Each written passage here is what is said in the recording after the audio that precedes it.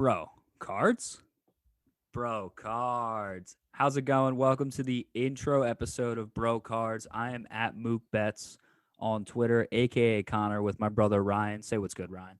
What's up, guys? I'm Ryan at Philly Cards 25 on Instagram. Just on Instagram at the moment, but hopefully I'll be expanding soon. Yes, sir. Give him that follow on the gram. He's almost at 5K. Kid's buzzing. Got a crazy card collection. And just a little background here. We are starting this podcast for the average dude that has no clue what's going on with sports cards, buying, selling, trading, how you should do it. Ryan here is the shark, and we'll get to that soon. I will be the average guy who is kind of into sports cards. I was into it as a kid, and I'm now getting back into it now. I know the basics just because I hit up Ryan like 30 times a week about sports cards.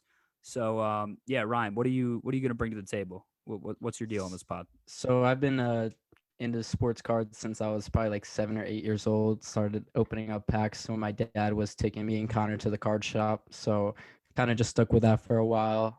Stopped collecting probably when I was in ninth grade and sold off a bunch of my cards because it wasn't the cool thing anymore. Yeah, And dude, you got couldn't be teased collecting on. sports cards in high school, man. It was a tough Yeah, luck at the time. Tough luck. it was just shot. And then sophomore year, LaShawn McCoy was having a really great season for the Eagles, and he kind of got me back into collecting. And I kind of just like hid it from all my friends and stuff from there, but continued on from high school, and then actually got a full-time job offer from Sports Cards. So been setting up at card shows since I was like probably 12 or 13 years old. 12 or 13 years old, excuse me, on or off or on and off. Damn, I can't talk tonight. But It's been a long day, but for some perspective, right? Me and Ryan grew up together. Obviously, we're brothers and in the same house. And one of the big things we did with our dad as a kid was go to the sports card store and just rip open packs like it was Christmas Day, like absolute fiends. I remember for birthdays, I would get a box of cards and rip them open in 5 minutes, looking for a jersey card or an autograph card. And at that time, it was just all for fun. And I'm guessing, during your years of collecting, it's mostly been all for fun. But like you said, now you have a full time job. The sports mhm. card market is blowing up.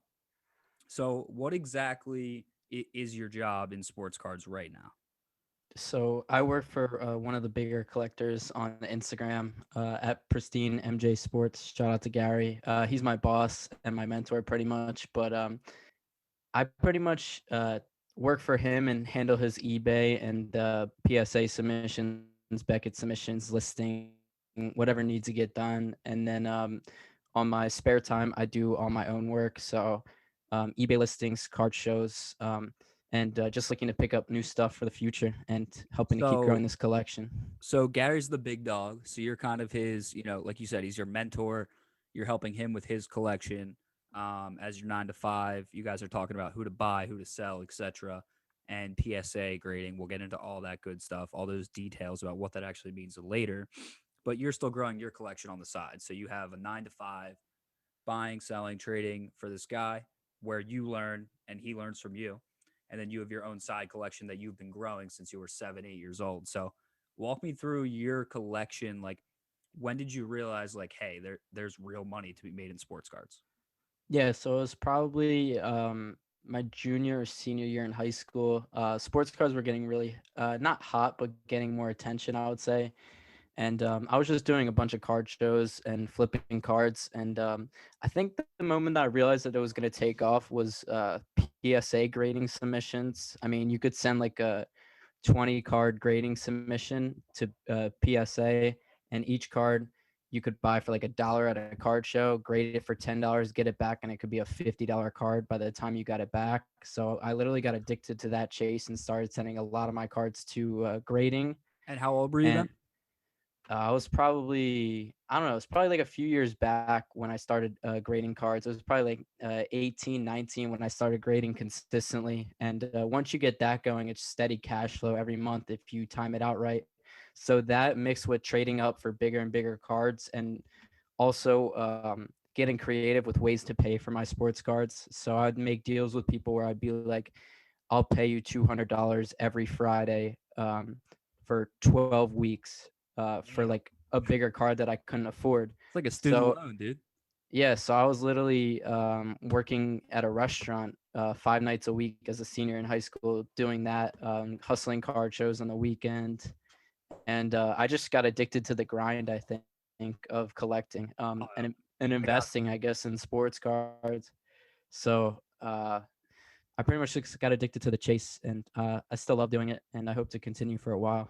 Yeah, man. So, I mean, saying you're addicted to the grind is a little cheesy, but I'll give you this. When you're buying, selling, flipping cards in high school and you're seeing like thousands of dollars come in and you're making thousands of dollars, it kind of makes sense that you were like, all right, like I want to keep doing this. I don't want to stop.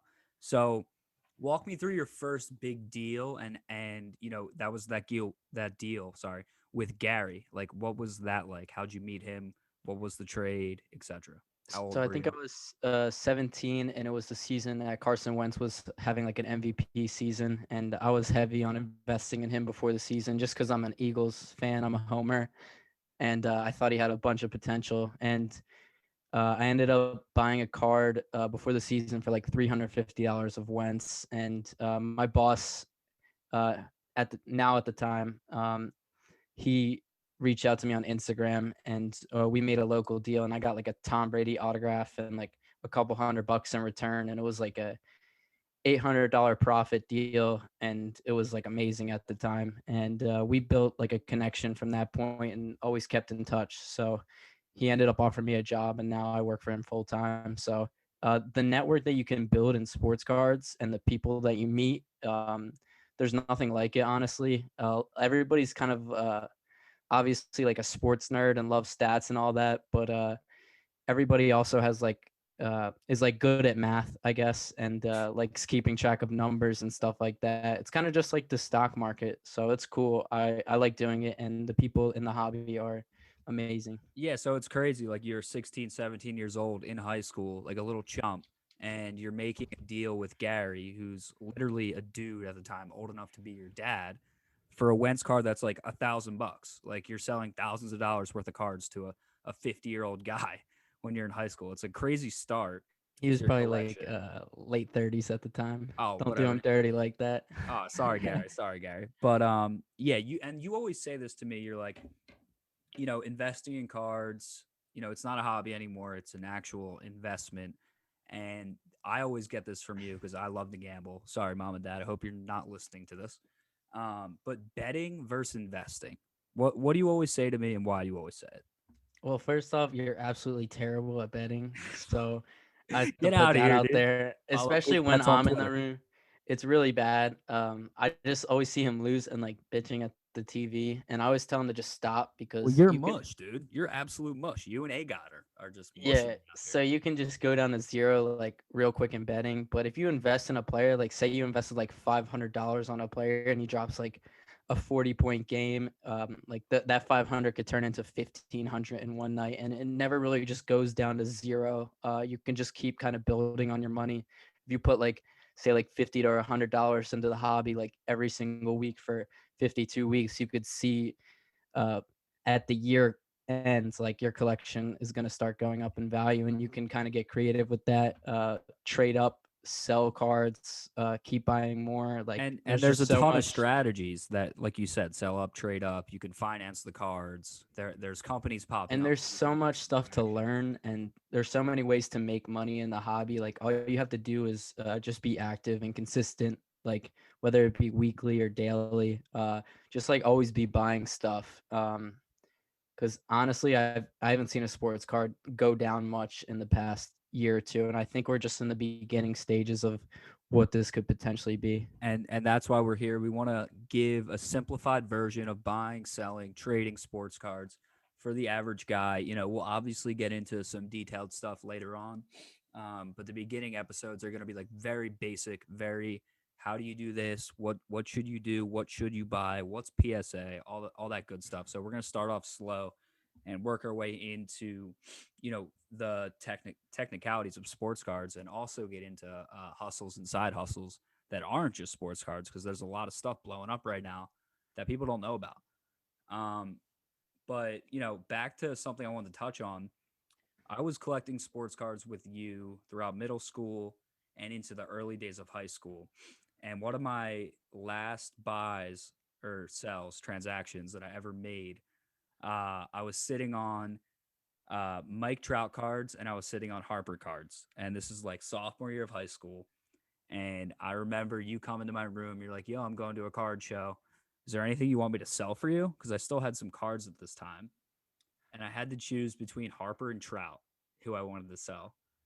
And I'll never forget, I gave you the Trout cards to sell. And there was like 10 of them. You gave me $40 back. And how much are they worth today? I don't know. If you graded them, probably like a few grand. Jesus Christ. I'm such a schmuck. Yeah, I mean, that's what happens when you're just a bum in high school. So yeah, I was an absolute crumb bum, like you said. I was a crusty bull back in the day. I'm still a little crusty. No, it's fine. But we're gonna make up for it. I'm starting my collection back from ground zero. I've made a couple buys. So yeah, this is why we're here. We're gonna get into it. But where do you see, for those that are still like catching up and like don't know what sports cards are, like where do you see the market going right now? So right now we're just seeing like new highs in sales in sports cards right now, and every time you go to a card show, you see more newer collectors with big money. Like this isn't like a couple grand. Like they'll be coming with like 50 to 100 grand plus, and they Jesus. just buy so much stuff, and they could literally flip that and make like 20 grand in a weekend. Like I've literally seen like 17-year-old kids make 20 grand in a weekend just flipping sports cards at a show. So it's absolutely absurd what's happening right now in the hobby and the amount of money that's going into it and the people that are getting involved. I think it's only going to keep growing. I don't just think this is like a big bubble or anything. I think that if you have good, rare sports cards or you just buy the right stuff, you will have no trouble with making money in the future. Speaking of big names, number one of the biggest names in the market right now is Gary Vaynerchuk. Number two, he follows you on Twitter. What's good with Gary V? Is he On a trend guy Instagram. on Instagram? On Instagram, sorry, at PhillyCards25. Give him the follow. But what's good with Gary V? Is he a hype man, or is he actually like in this for the hobby? So I'm not sure what his motive is, but I know he's been into sports cards for the last 3 to 4 years, and Okay, he's like actually turning into a collector. I mean, Gary always sells stuff to him on his eBay. okay, So and like that's your last, Gary. So it's yeah, your Gary to Gary V. at Pristine MJ Sports, yeah. So he was selling to. I always ship to like Gary V. He always buys stuff, but he was buying like a LeBron Fleer rookie the other week, and I know he's buying a bunch of LeBron stuff right now and a bunch of safer stuff. But I knew when he first started getting into cards, he was all about the hype players and the newer players. But now he's kind of, I guess some people talked him into looking at some older players and more solidified assets like Kobe Bryant, LeBron. I know he's like boosting the market for vintage basketball right now. So right now, I think he just adjusted to the climate in the market. And I think with him, he's just going to help grow the hobby even more. And So when you say, hype versus solidified, right? You're talking about the hype being Luca, Zion, and those guys, which, we'll get into what this exactly means, but they're being mass produced right now. And Gary Vee's yes, buying in on the solidified LeBron, Kobe's, and vintage stuff that's like really, really, really rare and like way like a fraction of the not amount too printed. rare, but it's a fraction of the stuff that they pump out today, and especially like Luca selling for what he sells for right now. I know he's gonna be an amazing player, but right now at the prices he's at, I feel like a few championships are already like built in. Like he's already Gotcha. at those prices. I mean, there's probably money to make. You just have to be smart at what you buy of like Luca and Zion and them. But I just like playing the safe game. I like picking up nice, rare Kobe Bryant stuff or LeBron stuff or Brady.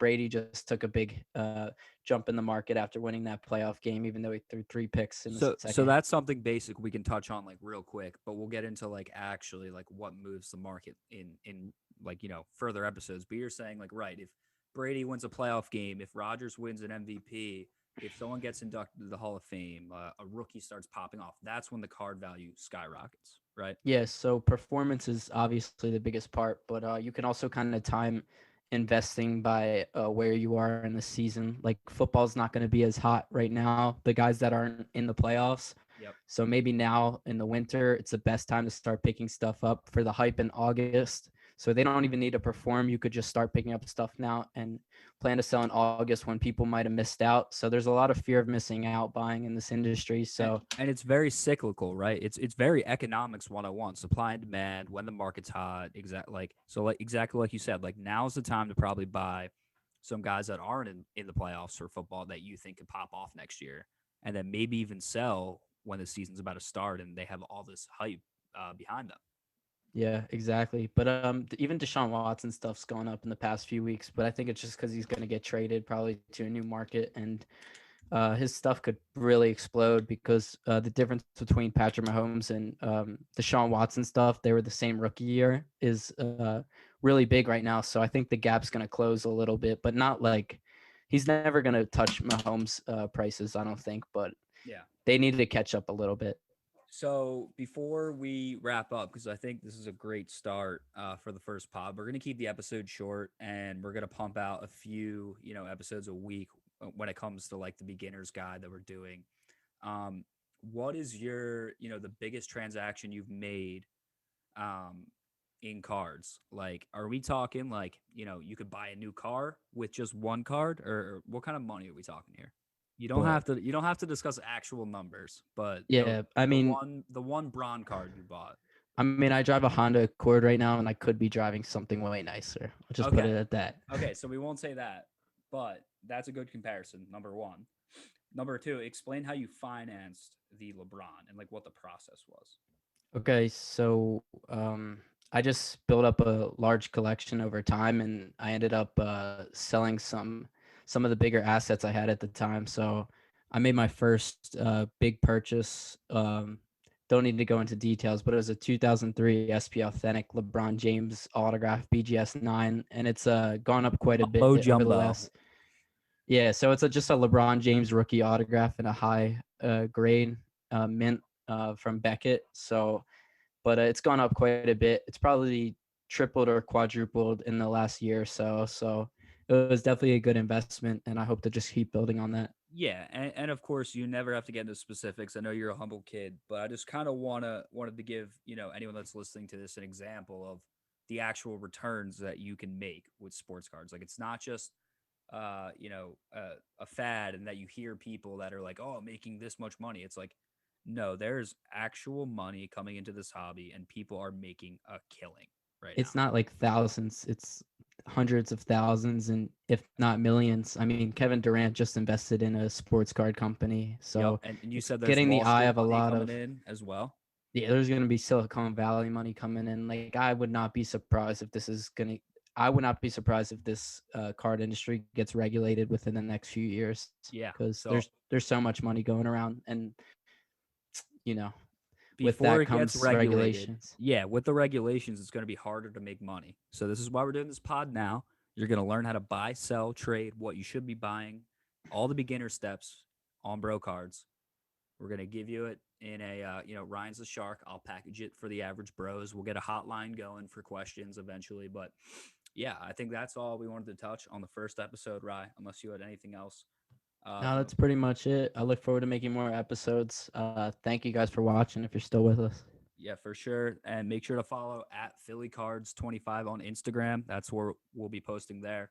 I'm at Mook Bets on Twitter, and the pod account will be bro underscore cards pod on Twitter. So thanks for listening to us. We'll drop another episode in about a day or two. We're trying to pump out these beginner series soon. So thanks for listening. Later, boys. peace.